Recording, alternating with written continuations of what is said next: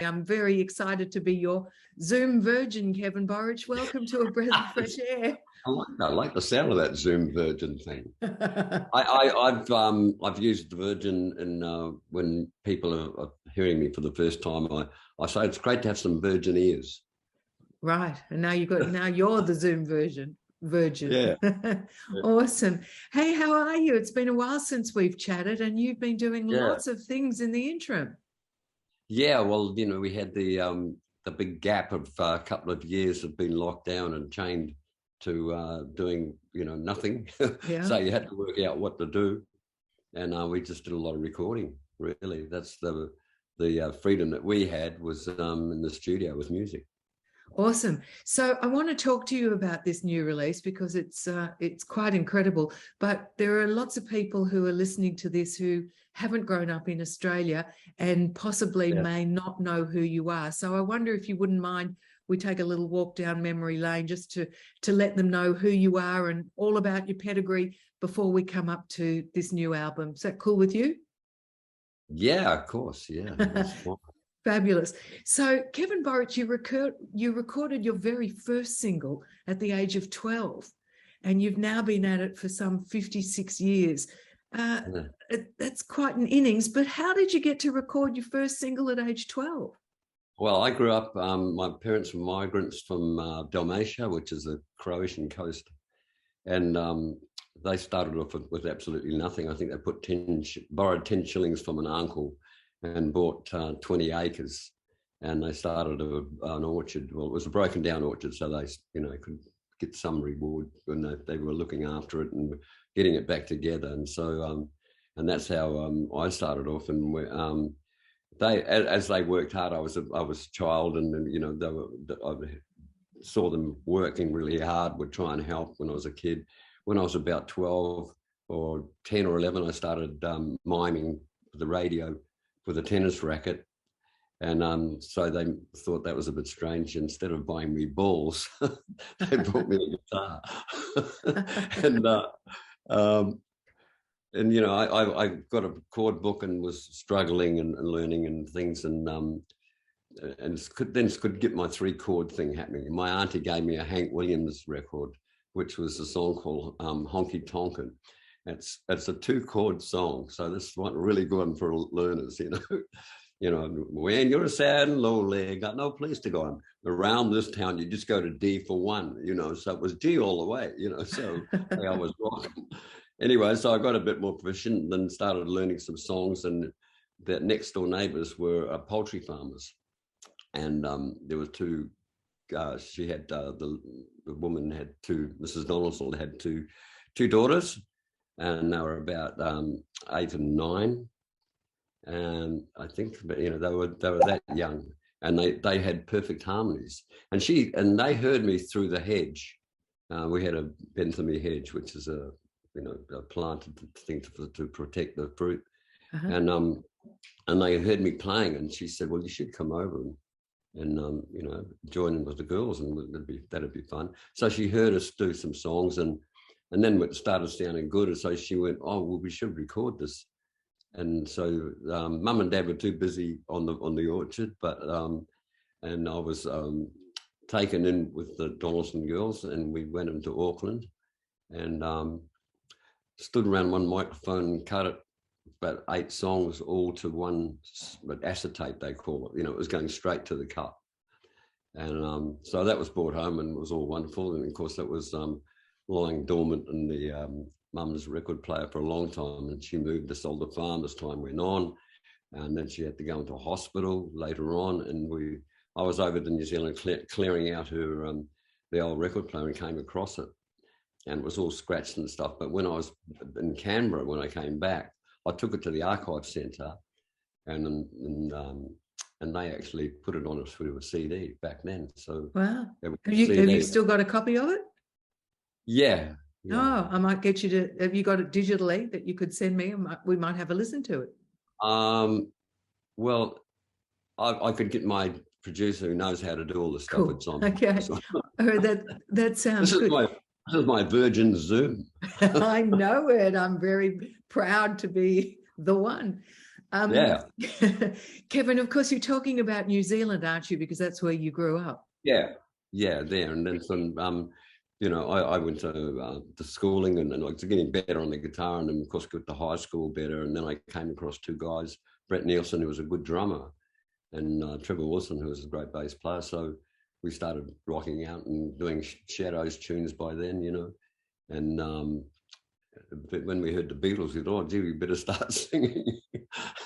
and that kind of grew, and then out of school it continued, and it was we got Phil Key to play some rhythm, and he was a Murray boy, and he eventually ended up to be the lead singer, and it grew because we got a residency in a place called the Platterack. It was a real den of iniquity in Auckland, and it was the band that was there couldn't do it, and Red McAlfee, who was a great country player, guitar player, he said, there's a residency there if you can try and help out, and these guys can't do it. And we did, and of course they loved us, and then we got in there, and that was our learning how to copy songs, keep up with what was going on. Mum and Dad by then had bought me and my sister, who was playing piano, Zarina, and they bought a 3-in-1 Bell thing, which was a radio, turntable, and tape recorder, which was that was big at the time.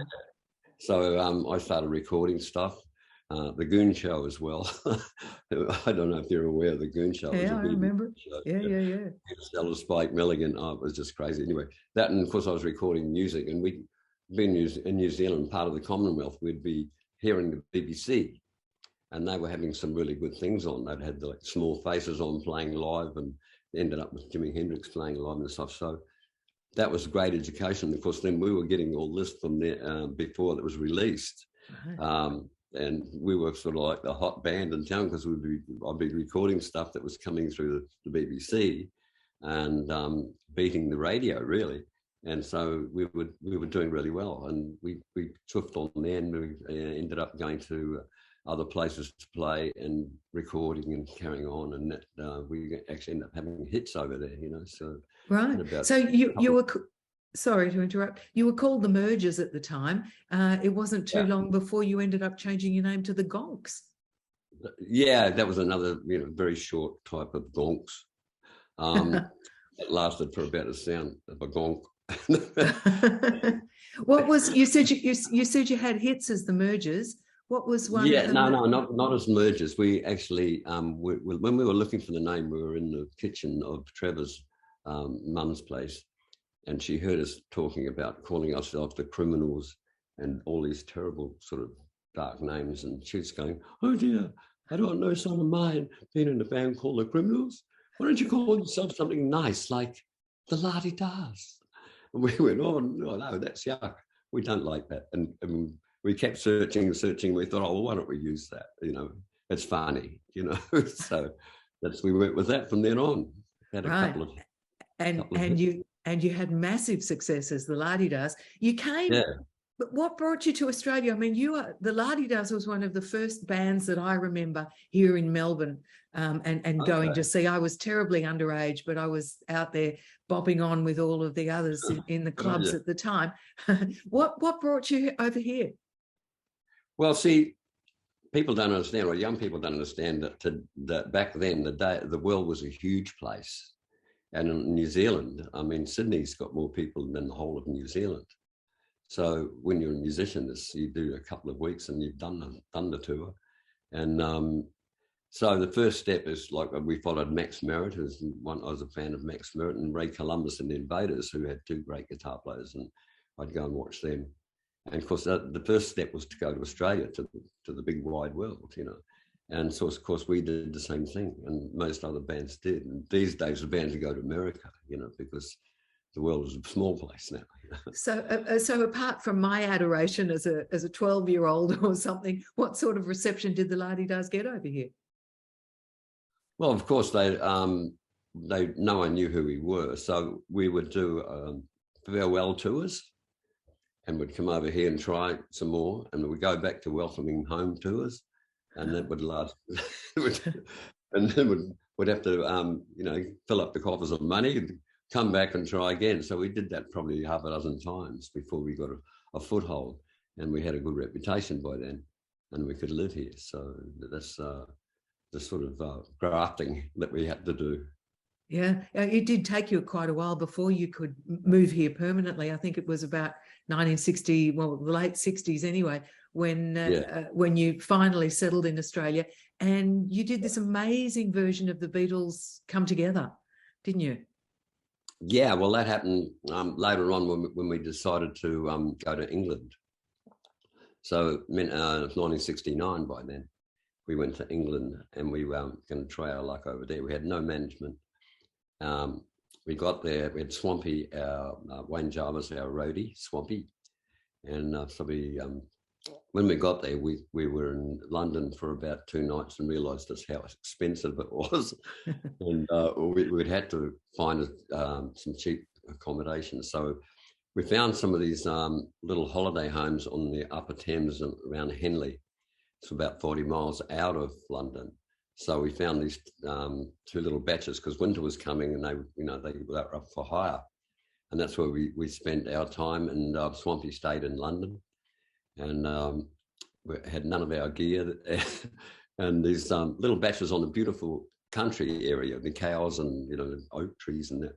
And we had one batch had a canoe, so we'd be paddling up, the river and having a great time, But no, we didn't have any gear, and then about a month or so, 6 or 8 weeks, was the gear arrived, and we were on a little veranda, which was one of the little dwellings, playing to the big open field with tall grass, and we were rocking out because we hadn't had our gear for that long. We were, and also I see this head coming towards us through the grass. It was a lady dressed with very English, and she came up. We were raging. She comes up close, and of course we grind to a halt, and she goes, "That's all very well, boys, but I'm trying to write a novel." So we had to make a deal with her that we wouldn't make loud too much noise. So that always stuck with us, that joke, it was so much fun. Yeah, it's a good one. Kevin, when did Gonna See My Baby Tonight come along? That was in 73. The band had started to disintegrate after 10 years, slowly. Bruce, the keyboard player, Bruce Howard, he left to join. Him and Trevor were great writers. They actually wrote a rock opera, not that it was called that at that time. I think it was before the Who did something like that. And it was called The Happy Prince, Oscar Wilde story. And they'd they were sort of ahead of me about writing. And so they wrote a great thing. It's called The Happy Prince album, and it's a story and music to the story. But when we came to England, we thought, well, we've got to Gonna See My Baby Tonight. We were 4-piece by then, and I wrote that song in the back of the Swampy's van here, and he had a really cool van. In those days, there was so much work that we were playing. Live music was really happening. That there was this kind of a competition between roadies about who had the best band, and we had a double-wheel transit with airplane seats behind. And so I wrote the song sitting behind Swampy with the guitar, and I just learned the major 7th chord, a couple of little jazzy sort of chords, and I was pretending to be a sleazy nightclub singer right behind his head, and we're heading home, of course. And I'm going, "I'm going to love you all night long," playing all this. When the streetlights started, and I got that intro, and everyone's cracking up, having fun. And Swampy goes, "Well, what happens then?" And I started mucking around and get the doon, going to see my baby, onto it. And so the next 100 kilometres, we worked out how to finish up the song. So that's how that one started, and that did pretty well. It did very well, didn't it? I mean, that really sealed your popularity all around Australia. But did it? Yeah, that's what airplay does. That's the conduit to fame. You get to people's ears, because otherwise you're in the van just doing that. Did it get beyond the Australian borders? I don't think so. I don't know. They don't know what they're missing. Yeah, it's. I still play it now. It's a great song. It's a very happy up sort of thing. Yeah, well, we grew up on it. It was like the catch cry. as teenagers everywhere. But who was your baby? Did you have somebody in mind writing that, or you were just writing? I think it was just writing, but I must have been, what was that, 7 years old? It must have been my first wife, Louise, Were you married already? Well, when I was 23, I got married, That was the fashion those days, wasn't it, to get married super young? Yeah, we had a good reason. My son was like 3 months old. Good reason indeed. Kevin, were you surprised by Going to See My Baby Tonight's success? Very surprised. And it was a great surprise because, not that you knew it, but that was the way the business went. The music was first passion, and all the business stuff, you start learning about what you have to do to sort of get popular and all that sort of thing. So when that came, that was just marvelous, because I've been listening to radio and those people are famous, and all of a sudden you're on the radio. It sort of gives you a boost and sort of, oh, well, I seem to be on the right track. Yeah. And that's how it rolls, Those days in the mid-70s were huge for Australian music. I don't think it's ever been as good as it was then. It was the heyday of Australian music, wasn't it? You were surrounded by so much talent. Can you tell us a little about that? Well, it's because the venues were having live music on, and so it was like a fertile garden, And, in those days, when we were first down there, we were doing like 3 or 4 shows a night. And we'd just play for 45 minutes, pack up and go to, next gig. Yeah, and then all the swanky clubs happened, like Sebastian's and Birdie's and the Catcher, which wasn't so, it was more of a punky thing. And all these great places, so that's how we were doing the music then, and slowly over time it's depreciated, And you made a lot of great muso friends in this country, didn't you, at the time? Everyone was out there doing it together. Yeah, you're bumping into each other doing this cross thing, And it became, known that, everyone got to know somebody, even if it was in the ships in the night thing, but then sort of you'd end up at the Greek club or something eating late, And so it was a wonderful time. Who were some of the musos that you most respected from those days? I loved Chain, Matt Taylor's Chain, Billy Thorpe. I went round to Billy's place when he was writing Most People I Know Think I'm Crazy. Played it to me on the veranda and said, "What do you think?" I think that's a hit. You knew. So lots of great people that we came across in different bands. Yeah. So what happened to the La-Di-Das? After a while, you guys split up too. Yeah, the 4-piece went to 3-piece. Phil started writing his stuff, and I was doing mine. So he went and did the Band of Light, and I kept on to the name because I was married, and I had a family. So I thought, business decision. I'll keep the name because then I'll get work, because no one else wanted a stupid name like that. So I did one album under the La-Di-Da name, and it's called Rock and Roll Sandwich, which I should have a copy here, but it's over there. And it's very politically incorrect cover. It wouldn't be off to do that these days. And it was called Rock and Roll Sandwich. And Keith Barber was the drummer, Ronnie Peel, both deceased, and rest in peace, boys. And we played, that was my first 3-piece. So it was kind of a big step from a 5-piece, 4-piece, and then I went 3-piece. And there's a lot you have to do when you're the guy out the front, and it's just bass and drums. Right. So how long did that last for? That was really well received. Glenn O'Baker gave it a great rap, and it's become some sort of a classic. I just saw it on eBay for about $200 as a vinyl, And so it's kind of the transition for my start, into my Kevin Borich Express, So it's a great album back when I look back on it, because that was the big step, Yeah, right. Just before we continue further, I keep wondering what happened to the Donaldson girls, the sisters. Do you know what became of them? Well, they became the Chicks. Poultry Farm, the Chicks. Get it? I got it. And they actually had hits. Did they? Yeah, they had a career there for a while. It didn't go on, but as long as what I'm doing, but that they did. They did. You're still in Yeah. touch with them? When I went back, I met. I think I saw Judy. The museum had some sort of musical history thing.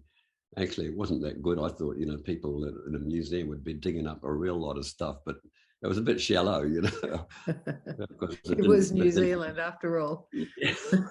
Although in saying that, there's a lot of talent that did come out of New Zealand. Of course. I mean, there was, and that's what really cheesed me off, because this was a museum. I would have been seeing a lot more of the underdogs. There were small mentions, but of the beginnings, but not as deep as what I was hoping for. Right. So what comes next for you then? Was it Kevin Borich Express that came next, or the Party Boys? Yeah, I did. I did Kevin Borich Express, and I toured with. I did it with Harry and Barry Harvey on drums from the Chain, and that lasted a wee while. But I got asked to do a tour with Stevie Wright. He had a new album out, so from the Easy Beats. Paid really good money from the Easy Beats. So I did that tour just to sort of earn some more money, and then came back to the Express, and that after that I had two different players. It was John Annis and Tim Partridge, great players, and that's when I did the Kevin Borich Celebration and Lonely One albums with that lineup, and just pushed on like that. And we were getting managed by Michael Chugg at that stage. Michael was at the beginning of his illustrious career, and he was working for Paul Dainty, and they started an agency. So the pub scene was really happening, like you say, the 70s was really, really rocking. And so we were working flat out, and had those two albums recorded. And that's what a lot of the stuff is on this new release. And it's from the vinyl days, plus some live stuff since, and it was being remastered as well. Yeah, which, amazing, how the old songs had a certain sound, which was nice. But when you put it against modern songs, the production and fidelity, we've raised it up. Nick O'Donnell's my producer. He lives not far from here, and he comes over and we worked on it, and it's great because it shined them up a bit. It was like your silver piece that is kind of needs a good polish, right? I'm still coming to this release. I just want you to take me up to present day, because after Kevin Borich Express, the Party Boys were formed in the 80s. Can you tell me a little bit about that band? Yeah, I can tell you a little bit. And I had this call from this gentleman, and he had a concept, and I said, he said, "Do you want to do it?" Because he was completely unknown in the industry, and he needed someone that had some runs on the board, if you know what I mean, and to attract people into the band. And I agreed, and I asked him to, I would do it, but I wanted to be on the same money as him, and I wanted to always be in the band if I was going to dedicate my time, because I was still doing my Express things. And so he thought it was great, and he said, "Okay, well," and I said, "What are you going to call it?" And he said, "I haven't got a name." And I said, "Oh, it's going to be fun and like a party." And he said, "Yeah." And I had a flash, call it the Party Boys. And so that's how the name came. We had all the singers, the whole thing that was going on. It was really, really great. We had hit singles with Swanee singing, and it came to Eric Burton when Eric Burton was coming out, because Joe Walsh had a stint in the band, and I had a great time with Joe. Joe Walsh from the Eagles. Yeah. He actually came in after rehearsal. I got this phone call. "Hey man, you got a couch?" and I said, "Yeah, sure, Joe." And he was in a hotel night, and he said, "Do you mind if I come over, man?" And so, he came and slept on the couch, and we got to know each other really well, and did another rehearsal, and then went on tour. And then that happened again later, as well. So it was fun. Unfortunately, it came to a head when for me, when Eric Burdon was coming out, and was discussing what was going to happen at a meeting with the agency, and then this guy says, well, from now on you're going to be on a wage. And I said, oh, that's not right. You know, we had a phone call, and you agreed to my terms, be on equal money and all this sort of thing. And, yeah. And he says, well, I've got the name registered in his own name. He had it registered in his own name. And so I sort of did the, you know, see you later. Right. Well, so you were out. Yeah. Yeah. There was a huge revolving door around the Party Boys, wasn't there? Because apart from Joe Walsh, who came and went, Dragons lead singer Mark Hunter was in there. The Divinals drummer Richard Harvey was in there. Skyhook's vocalist Shirl Strawn was in there for a bit too. Harvey James, Richard Clapton. Everybody had a go at the Party Boys. Yeah, it was great. It was a great vehicle, and it was working well. But unfortunately, greed sort of brought it to an end for me.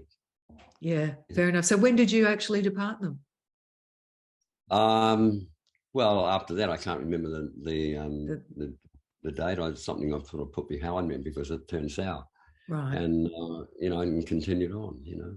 Yeah, and Swanee took over from you, right? No, Swanee was in the band because Swanee. I think it happened a few other times. It's a longer story, but I don't want to. No, that's okay. Because it goes funny, but it just gets more deviant. Yeah, right. Not a happy time. Got it. Well, it was a happy thing, and it could still be a happy thing, but because of the money and of greed and someone wanting to get more, that's what happened to it. Yep, the party was over, at least for you. That's the truth. Yeah, got it. Okay, let's move on to happier times. Yeah, the truth gets hidden a lot, you know, and sort of things like that. Yeah, no, I understand it, and it's such a common theme with musos right around the world being ripped off in some shape or form. So, Kevin Borich, right now you've got a new release under your belt. As you said earlier, it's all been cleaned up, remastered, and it's available now. Tell us a little bit about what's on it. Tell me all about it. It's all original stuff. This is all music that I've written and worked on over the years and played to people. And so, like, if Party Boys was a cover band, right? So that's why, and you know, they were doing covers of other things. But playing original music, which is when I talk to young people who are doing covers, because that's how you kind of learn. I say to them, well, eventually you've got to start writing, and you've got to start doing your own thing. And that's what this is all about. It's a great compilation of things over that time. And when people used to come up and see my CDs, and when they go, first of all, they go, which is the best one? And I go, well, they're all good. They're all good. You know, and they're sort of like my children, so I can't pick one out. But so then I thought, well, why don't I pick out the eyes of what I think that I like and put it on something like this? So I did. So it's called Kevin Borich Legacy. It celebrates your entire career, which stems back over 50 years. And you know what my next question is going to be, don't you? No, oh, here we go. That's young Kev there. Yeah. And there's a bit of older Kev. Hold it up a little bit higher. There, that's it. Younger, older, more crinkles, and we'll do another one probably that's really crinkled. So you say they're all like your children, and I certainly hear that. I hear that a lot. But there's got to be one favourite track on that album. Which one would it be? Well, I don't know. It's a live one, but it's a real riffing version of Celebration, which is a great title, and it's about, you know, celebrating. So I guess that, but I can't really say that. But there's another one called Love My Love Will Carry On, which is, when I was hurting, I thought, oh God, he's soaked up a bit of Santana, you know, the inspiration, because you know, I love Carlos as well as Jimi Hendrix, you know, and Johnny Winter, lots of other things. I'm writing a book, so that's going to come out probably in 24 or something like that. And great. Well, we'll have to talk to you again about that. Sorry? I'll have to talk to you again about that then next year. Yeah, well, yeah, okay. You know, so Sorry. The music shows influences of your past, you know, of what you love, and it goes into a big blender, and that's what's that's the blender it comes out the inspirations and styles and that you love. I love blues, I love rock, I love reggae, I love Latin. So there's that mixture in there. How many tracks? There's 17 on 2 of them and 12 on the second one. So it's 40. It's a 2 CD set. Yeah, 3. It's a 3 CD set. Oh, it's a and look at huge that collection. You've got I'll pick a picture of this is like one of those books when you were a kid and you'd open the pages and all the things would sort of step up, and give you a 3D vibe.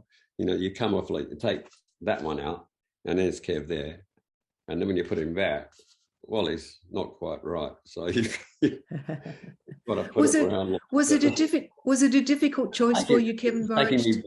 That's good. No, that's good. You can relive it all. Taking me back to my childhood here. I love it. Awesome. Was it a difficult? Right. See, it marries up. It sort of marries up here.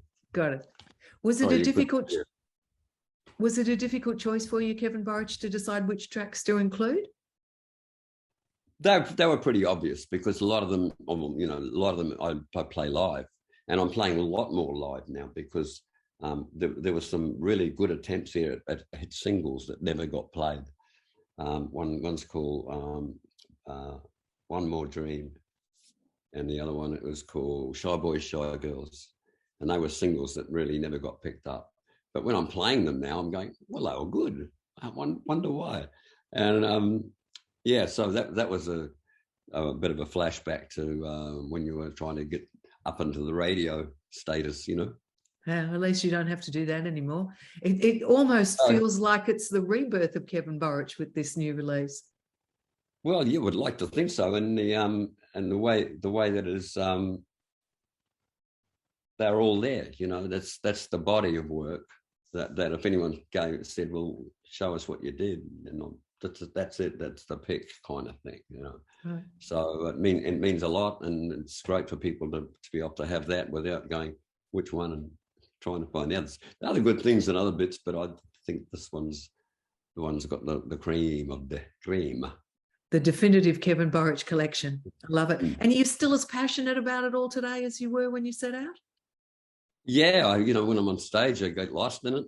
You just get lost and taken away, and then you get the energy from the people who are enjoying it. So it's they push you further. That the vibration is a thing that actually does happen, and it's another place altogether. When you come off stage, it's different. Yeah, and you're still staying up as late at night and eating in the wee hours of the morning. Yes, unfortunately, even through the time of the lockdowns, it was very hard to adjust my clock. You'd have certain goes, and you'd go, "Oh, here I am, normal. Oh, it's morning. Look at that lovely morning." That's what the morning's like, And slowly it degenerates because one night you're staying up with a guitar or something a bit later, and sure enough, it comes 1:30, 2 o'clock, you go to bed. Yeah, once a rocker, always a rocker, huh? I know, yeah. Kevin Borich, thank you so much for your time today. What a delight chatting with you again, and congratulations on this release. Thanks so much for your time, Kevin. Great catching up. Thank you, love. It's been a pleasure. Thank you.